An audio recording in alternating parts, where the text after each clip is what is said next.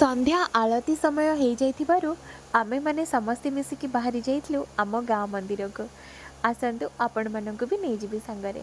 एठी आम गाँ मंदिर रे आलती आरंभ हो जाइथिला।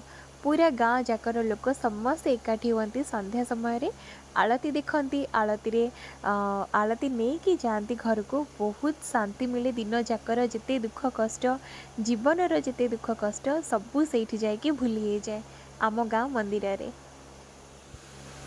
तो एबे जेमती कि आपण मैंने जानी आम गाँ मंदिर रे नवमी चलची।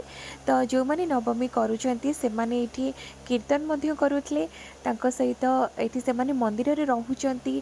तांकर खिया पिया ठाकुरंक ना नबा सबकिछि ए मंदिर रे होउची। एठी देखंतु ए माने समस्त एले आम गाँ लोक समस्ते एकाठी होके एठी आरती चली थाए। समस्ते भजन कीर्तन रे सामिल हुअंती एकाठी हुअंती। गोटे बहुत सुंदर समय बीते संध्या टाइमटा आमर गाँव रे। केते पिला एठी देखि पारथिबे कृष्णा नौची आलती मु भी एठी आलती नौतली। अच्छा मु कोठी अछि कहंतु तो एठी आलती ने कि मो भणजांक मुंडरे लगे देउतली। से मते अनेक खुशी हो जाउतले। छोटे पिला माने ए सब जिंस रे खुशी होती। तो एठी देखंतु आउ गोटे कुनी पिला कोन करूची निजे जाकि बसी जाकरी बजे देउतला।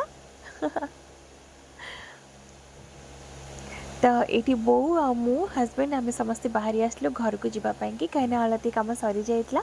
बहुत सुंदर कटिला मंदिर रे समयटी संध्या समयटी आमर भल लगुला। इच्छा होता आहरी बहुत समय बसवाई हेले कौन कर घर को भी आसबार ना। तो आसी जाइलु रही वीडियोटी भल लगी लाइक करके जय जगन्नाथ।